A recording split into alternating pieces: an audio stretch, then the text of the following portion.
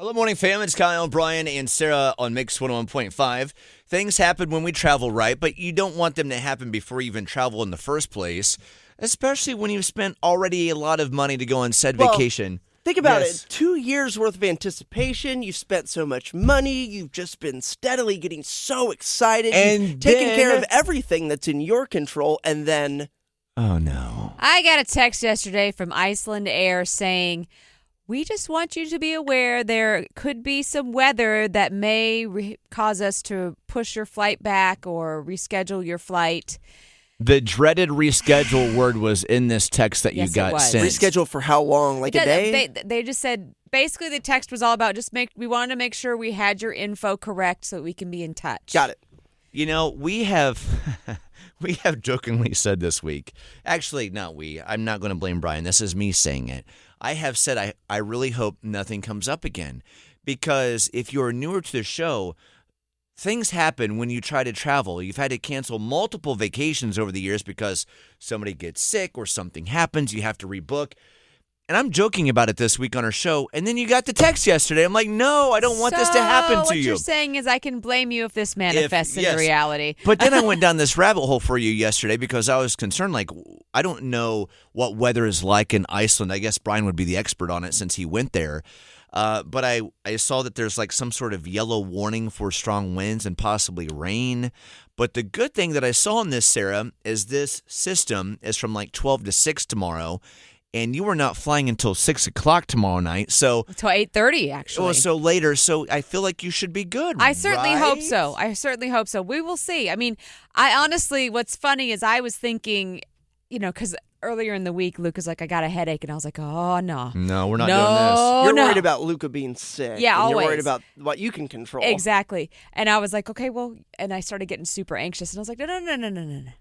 It's a vacation. You have to roll with things. Yeah, I love it. So I was like, if this does happen and we have to leave a day later, we're just going to make that night a vacation night. We're going to vacation here. I was like, no matter what, we're going to have a good time. I'm spending money Sarah. No matter what. I love that. Thank you. You're not going to let anybody dictate your vacation. Yeah. You're going to harsh my vibe. No, you have to win this. It's your vacation. That's right. It's your vacation, and you're going to win vacation, and you're not going to let some Iceland Air or some little Mother Nature thing get in the way of your good time. No. We're just going to change the location of good time. Love that. I'm now glad that you got this text yesterday so you could now get to this mindset instead of them sending it to you tomorrow, working through the first feelings you most likely had with all that stuff. Well, it was a moment, but honestly, I shifted pretty quickly. I'm not a spring chicken anymore. I've been through this a few for you, times. Sarah.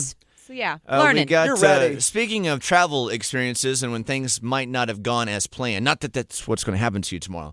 Arun with us right now, a honeymoon gone wrong when he went abroad one time. Arun, welcome back. We've missed you. So what happened on that epic journey you once went on? Good morning. So this was a wedding present from my father, a honeymoon in the Himalayas in India. So we get off of the train, get a taxi, and then we hit traffic, and we find that it's a landslide, like absolute cloudburst. The road is completely gone. There's no road. And we ended up 2 days sleeping in the taxi What? that we had booked. And then the remaining 5 days, we hiked up the hill. We found a farmer who was, had orchards, and he allowed us to stay in his place for another 4 or 5 days. And then at the end of the week, we had to hike. This is maybe about 50 miles. Oh my back to the railway gosh! station. Did you just say you hiked 50 miles? Did I hear that right? It took us a day and a half, yes. Good Lord, are y'all still married? I think that's what brought us together. Yeah, I mean that is a trial. Wow, so you went to India. There was a landslide, and there was no fix at all to the situation. You had to straight up survive. You'd already gotten in the taxi, so you didn't know the landslide was about to happen. My God, that is insane. And this is like the Himalayas, so it's sort of very remote areas. It's not a city, so it's really rural. So.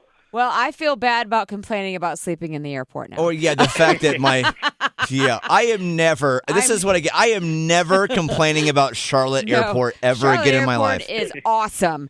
So you hiked 50 miles, so this was like a total of how many hours, how many days in your life before you got to safety?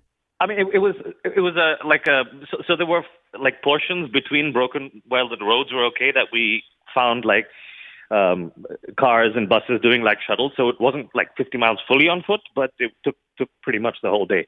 Well, thank you for calling and sharing that incredible story. And we're so glad that it made your marriage stronger because Lord knows it definitely tested it. That's for sure. Yes. Yeah. Thank you, Arun. Thanks for listening, man. And thank you for calling in to share that all-time story. That is unbelievable. Arun, thank you so much. You have a good day, all right? Take care, man. Thank you. You too. Bye. Anyway, yeah, after hearing that, I don't think we're Yeah. going to complain about that weather text that you got, Sarah. I'm good. I'm You're good. so good. Everything's fine. So long as I don't have to deal with sleep in a taxi for 2 days. Or hike 50 miles.